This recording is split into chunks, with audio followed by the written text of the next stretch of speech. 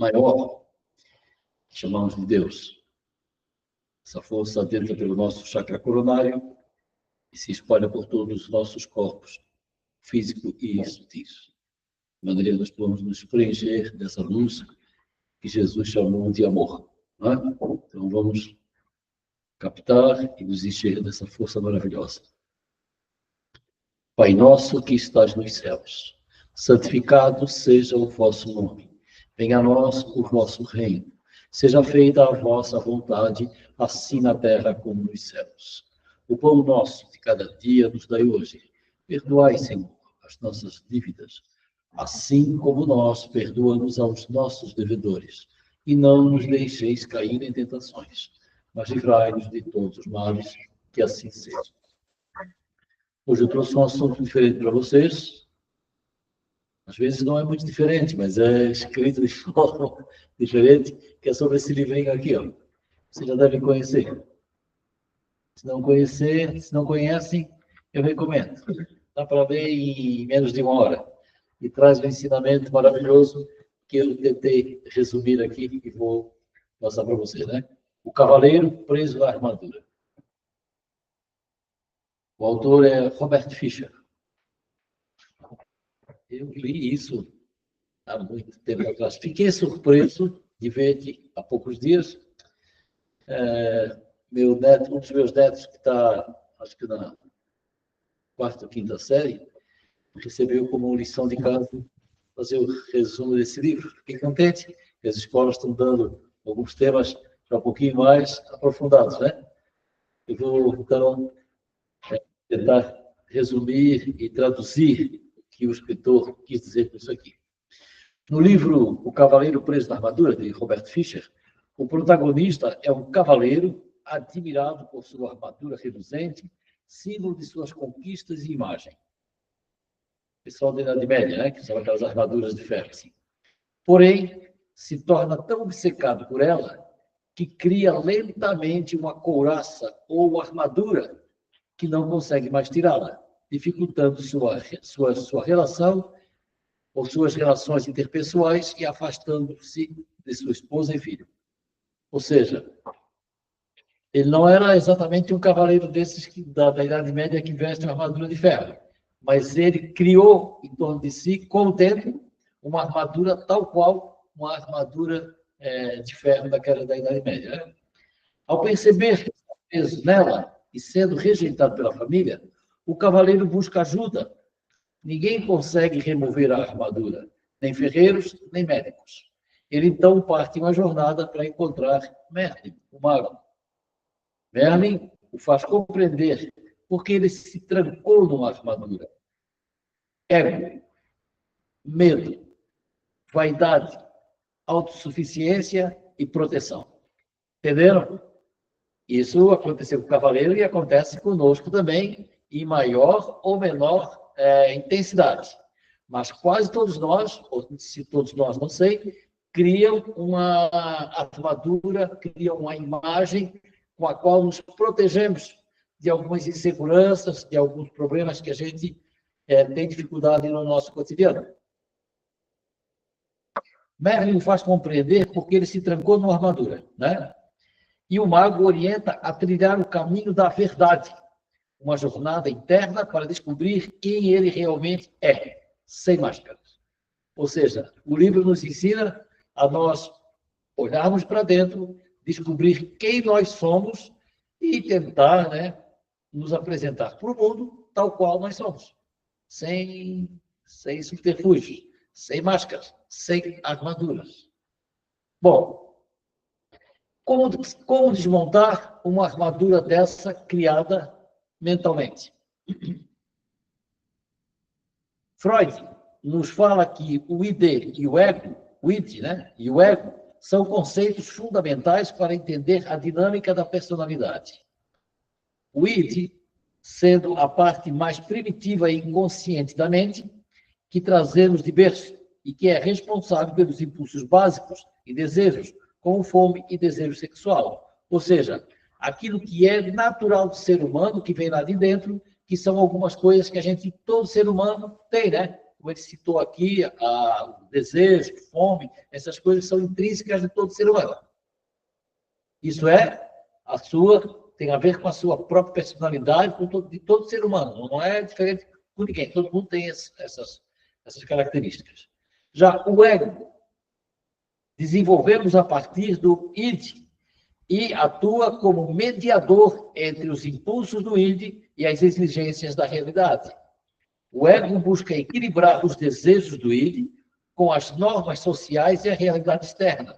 Ele opera principalmente no nível consciente, enquanto o id é totalmente inconsciente. Ou seja, o ego é aquilo que nós criamos, o nosso personagem, né?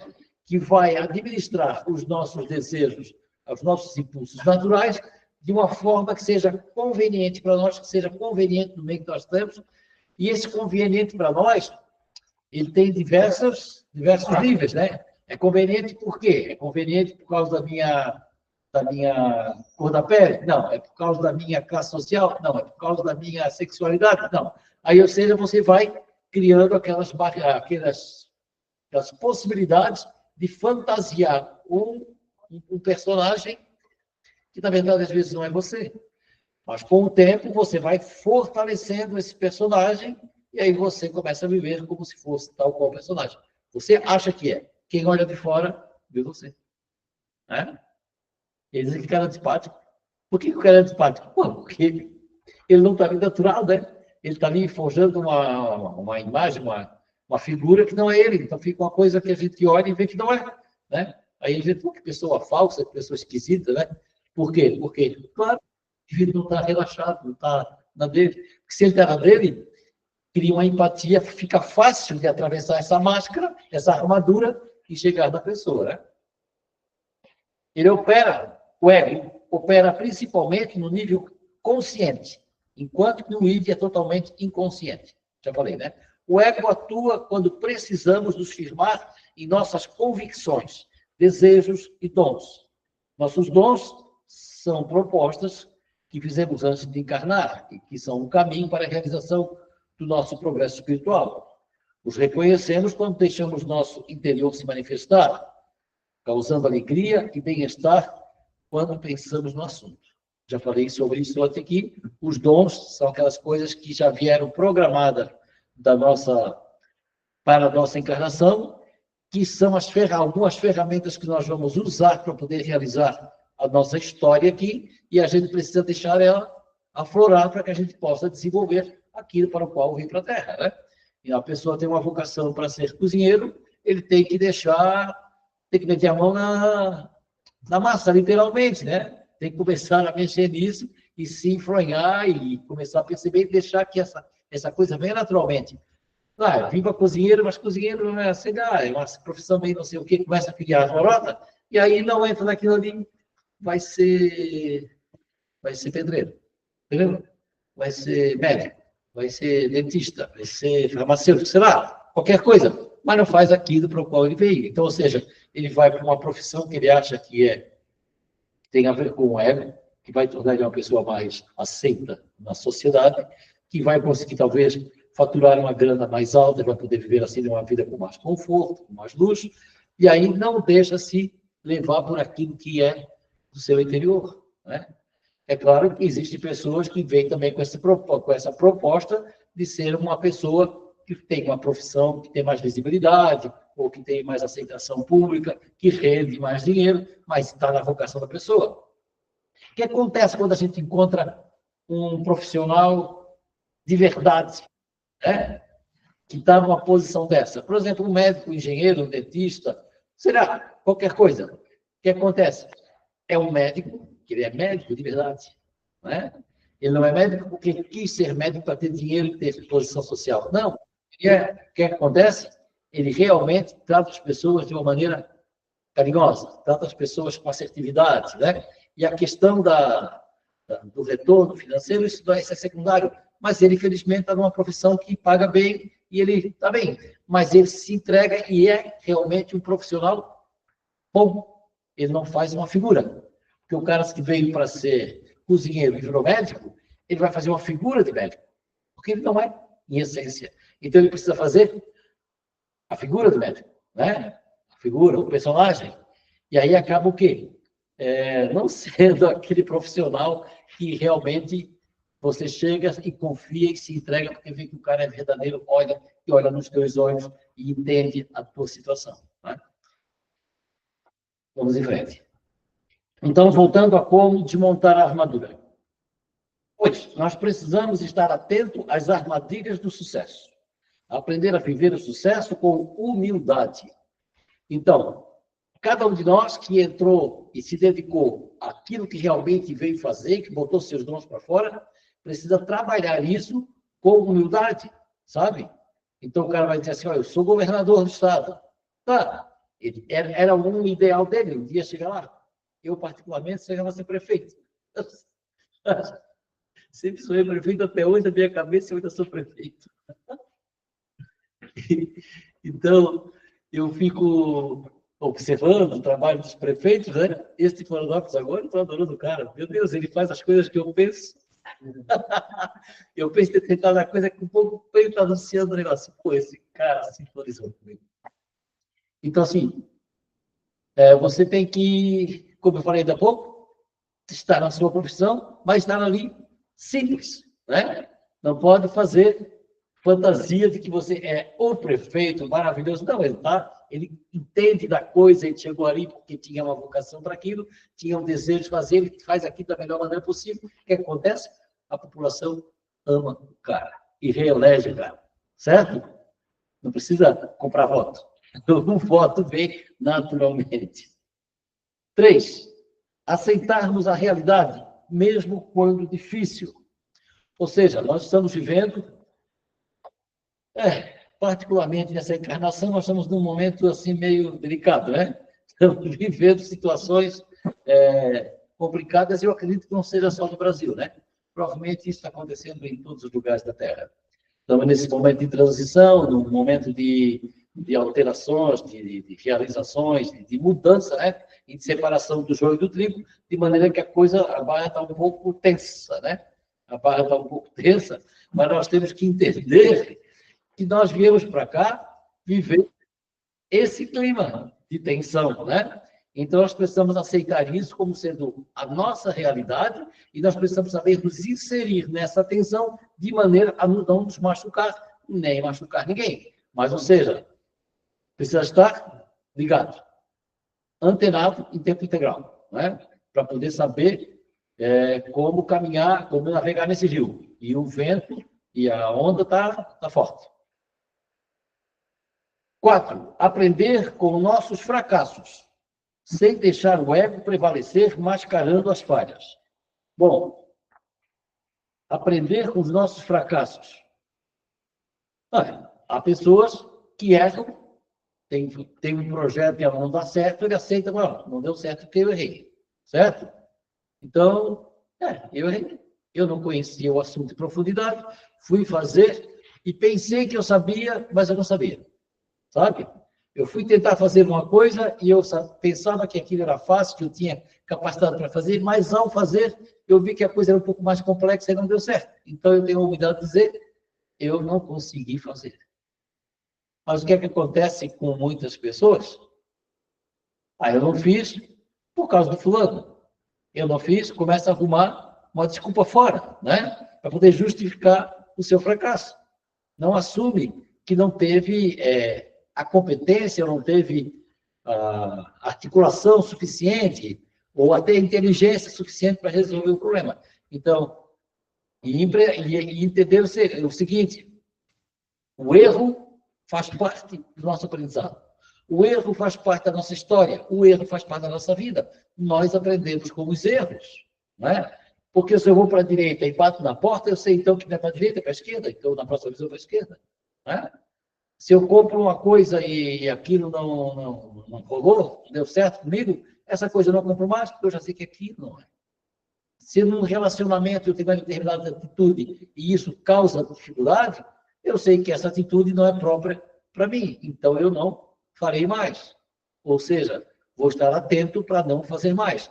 Mas às vezes a gente faz mais e mais e mais e faz a vida inteira e não se toca, né? E às vezes não se toca. Então, assim, é preciso ter bastante convicção consigo mesmo e dizer assim, ó, eu não quero mais cometer esse erro. Eu não quero mais beber dessa cachaça.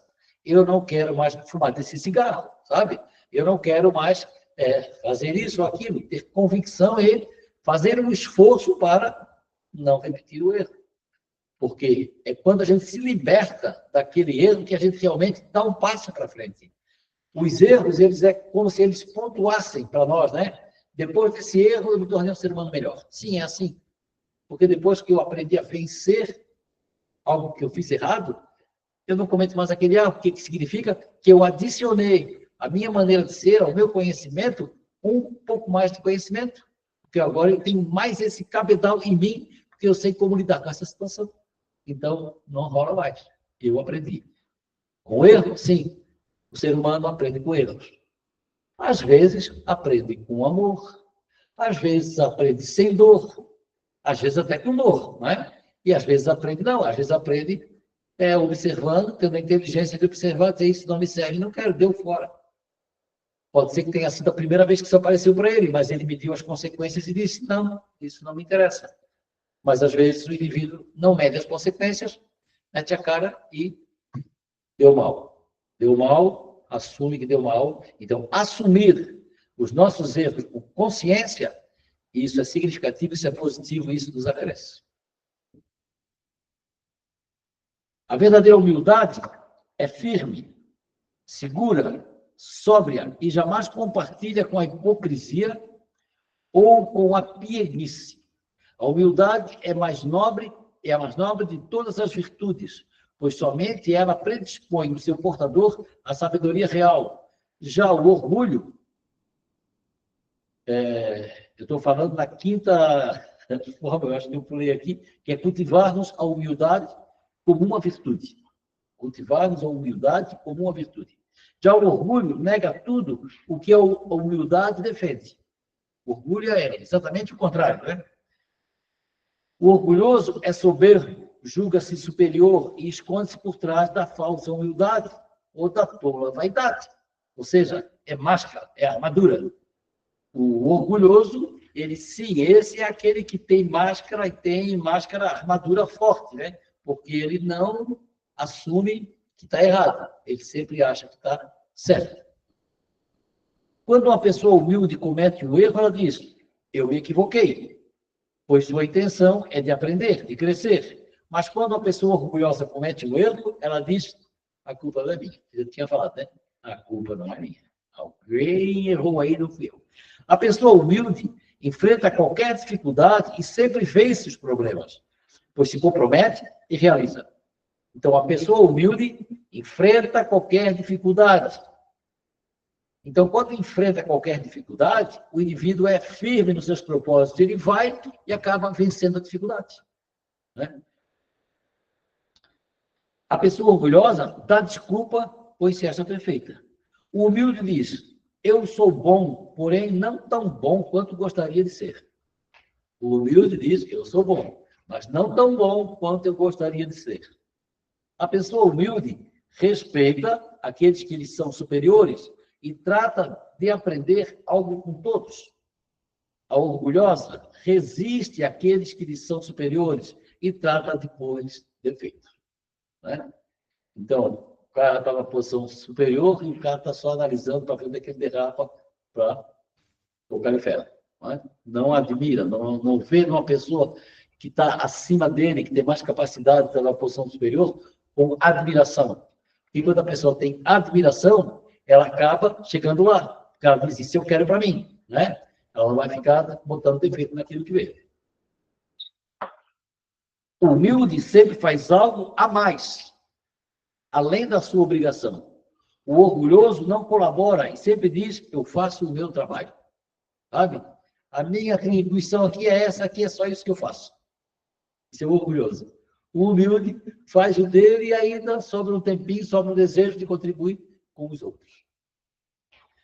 Uma pessoa humilde diz, deve haver uma maneira melhor para fazer isso. E eu vou descobrir. Existe uma maneira melhor para fazer isso e eu vou descobrir. A pessoa orgulhosa afirma, sempre fiz assim e não vou mudar o meu destino.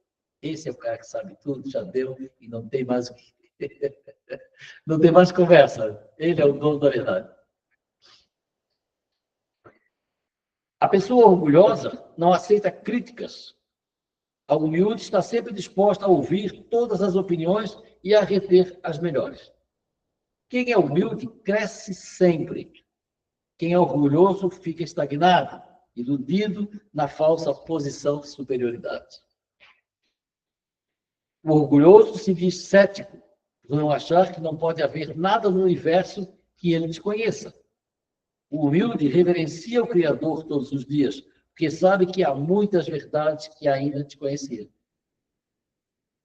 Uma pessoa humilde defende as ideias que julga nobres, sem se importar de quem elas venham. Orgulhosa defende sempre suas ideias, não porque acredite nelas, mas porque são suas. Né? A gente conhece pessoas humildes e pessoas orgulhosas, né? E como é que nós nos classificamos?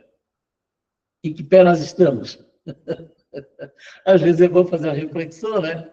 Sou humilde ou sou orgulhoso? Às vezes a gente se comporta com mais humildade e às vezes tem uma ponta de orgulho porque a gente também a dita armadura e exige que a gente tenha determinado tipo de postura, às vezes, né?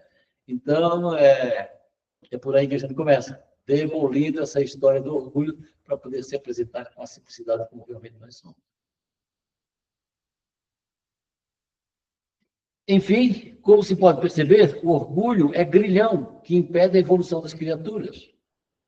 A humildade é a chave que abre as portas da perfeição. Sexto, então, para desmontar a armadura, concentremos-nos no processo, não apenas nos resultados. Estar lúcido nos movimentos que nos levam ao sucesso de uma empreitada. Ou seja, estar sempre com a mente focada no presente. Isso é uma coisa que a gente realmente precisa aprender, né?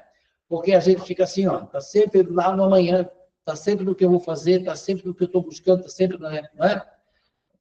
Então, o que é que o Freud, ou foi o Fischer, falou, não tenho certeza aqui, foca no teu caminho, no teu processo, né? Eu estou no processo de realizar tal coisa. Então, eu estou no processo, eu foco no processo, no momento, naquela etapa do processo na qual eu estou. Não é?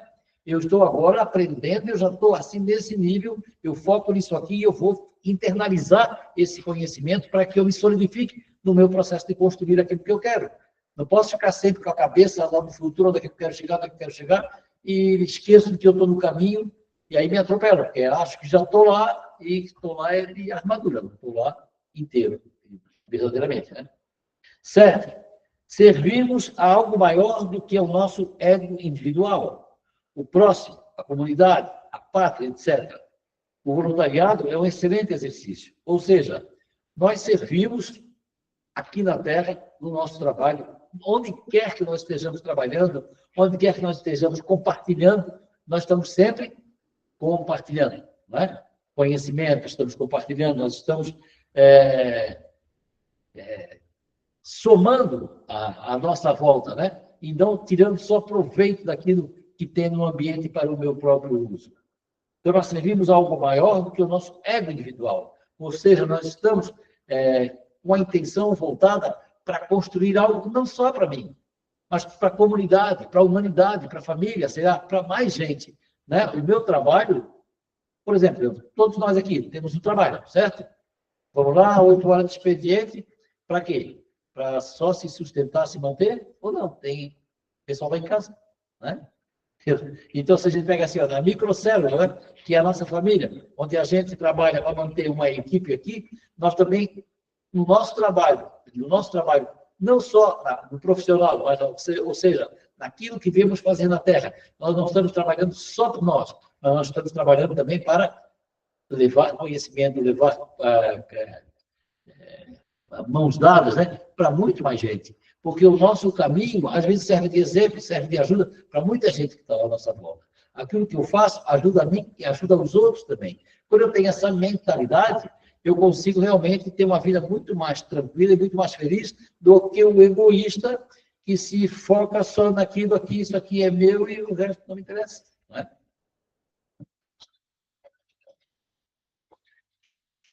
8.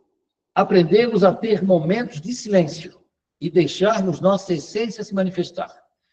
Bom, o silêncio, poucas pessoas, né, têm esse hábito de sossegar e cultivar o silêncio. O silêncio é uma coisa fantástica, porque faz uma higiene na nossa mente, né? Faz uma higiene no nosso ser como um todo. Quando a gente cala a boca, cala a macaquice aqui do cérebro e fica quieto, em silêncio. Vocês costumam ficar muito tempo em silêncio ou 1 minuto, 2? O meu primeiro exercício não durou nem 1 minuto quando eu fiz a primeira vez. Antes de 1 minuto, a cabeça já estava calma, ansioso, sossega, né? A ansiedade não me deixa sossegar tanto assim. Foi quando comecei a fazer alguns exercícios de meditação, tal, essa coisa e tal, né? Que a minha esposa também gosta muito disso, ela é meio chegada no budismo, então ela, de vez em quando, traz essas coisas para casa, né? E assim, vamos lá. Então, vamos ficar quieto, sossegado. Um pouquinho que seja, 5 minutos que a gente sossega no dia, já faz uma limpeza muito boa, sabe? Tira aqueles pensamentos, tira aquela aflição, a gente relaxa, né? Eu tenho a sorte de ter uma casa no meio do mato, lá em Santo Amaro, né? Então lá eu tenho essa, graças a Deus, né? Finalmente tenho essa chance de ficar sentado lá, olhando a paisagem, o pôr do sol, uma coisa assim, e ficar quieto em silêncio. Mas, nossa, que paz que dá para o nosso coração, né? Para a nossa alma, né? Quando a gente consegue ficar em silêncio. Em silêncio também que a gente acaba reorganizando as prioridades e toda a nossa necessidade cotidiana, né? Que depois de um momento de silêncio, de paz interior na mente, no coração, que a gente vai então pensar o que é mesmo que eu tenho para fazer, né? E aí foca naquilo para fazer. Porque se a gente vai fazer uma coisa, eu tenho que fazer determinada coisa, mas eu vou fazer aquilo, e a cabeça não saiu da coisa anterior ainda. Ainda está lá, às vezes, se criticando por causa do resultado não foi muito bom. Ou por causa da repercussão. Ou porque não sei o quê. Ou, bom, tem certas coisas que ficam ali, aqui enrolando, e você vai fazer uma coisa e não faz bem feito. Não se entrega inteiro. Não faz a coisa como tinha que ser feito. Não é? E aí se dá mal. Às vezes erra. E aí deixa queimar a cebola. Aí tumultuou ainda mais. Ele tumultuou mais. Sim, aí se errou por uma dessa, aí tumultuou mais ainda. E tinha a coisa anterior e agora tem a culpa, aquela coisa porque deixou a coisa acontecer, né? Então, assim, ó, o exercício do silêncio, ele é fantástico e a gente precisa aprender todo dia. Se a gente tivesse 5 minutinhos todo dia para ficar em paz, em silêncio, e se reorganizar, né? E deixar o cara que está querendo falar, né? Porque é só quando a gente está em silêncio que a gente acaba escutando o cara que está aqui dentro falando, né? Ô, Adilson, vai para cá, vai para lá, para com esse negócio, né? Ele fala, se a gente fizer silêncio, se a cabeça não tiver abril, não consegue escutar o cara falando. Ele fica falando, ele não escuta nada, né? Não consegue. Não. Então, assim, esse silêncio, que os budistas chamam de meditação, que meditação é só silêncio, né? Eu achava que meditação envolvia algumas coisas. Não. Relaxa, sossega todo o corpo e cabeça. E fica em silêncio. Isso é meditar, né? E o fantástico é que depois da meditação, as coisas brotam com mais facilidade para a gente resolver, né? Porque a gente está mais inteiro para poder perceber o que está vindo de dentro e como é que a coisa acontece. E quando a gente está na corrida, você tem aquilo para fazer, mas então... É. Cara, eu já fui pior do que sou hoje.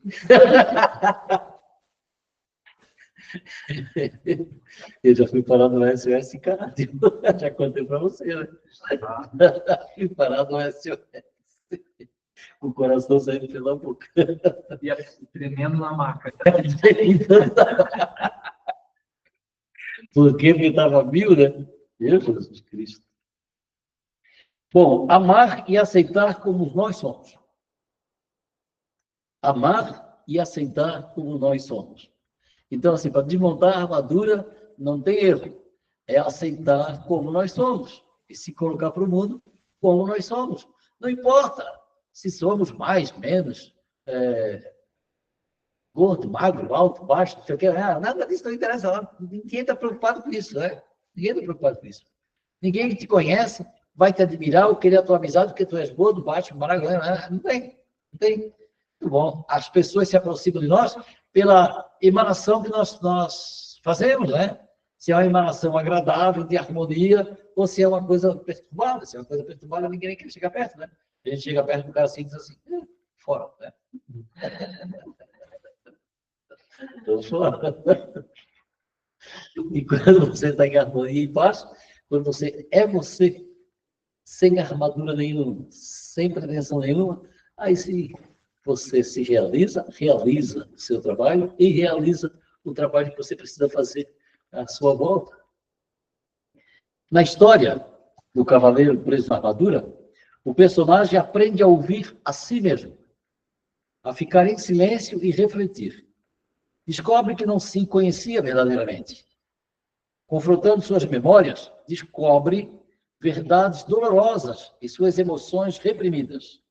Percebe que usava a armadura para esconder seus medos e inseguranças.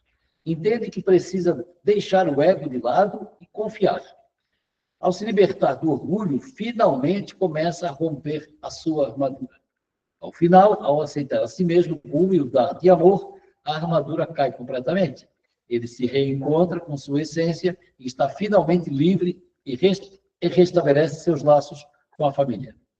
O livro é uma metáfora sobre autoajuda, autoconhecimento, vulnerabilidade e amor próprio. Mostra como podemos nos proteger com máscaras e armaduras sociais, mas que só nos libertamos ao olhar para dentro e aceitar quem realmente somos. Todos estamos presos em algum tipo de armadura. Precisamos descobrir qual é a nossa. Ok? Às vezes mais leve, às vezes mais pesada. Então, o negócio é autoconhecimento. Se conhecer e se aceitar como realmente é. Sem histórias, sem máscaras. Ok? Vamos encerrar então fazendo a oração.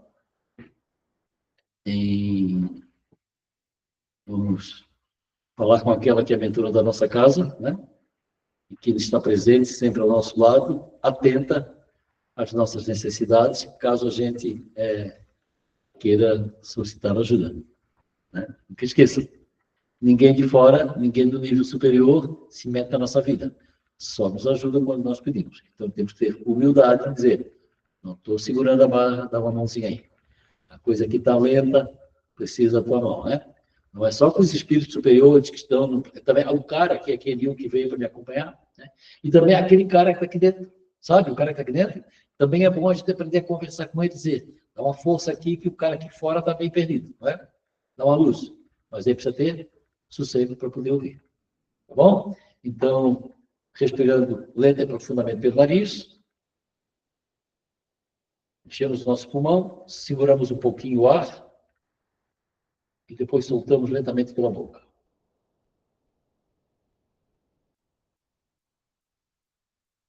Inspirando lentamente pelo nariz, segurando o ar, para dar tempo do oxigênio entrar nos alvéolos do pulmão, e depois soltar, liberar o gás carbônico.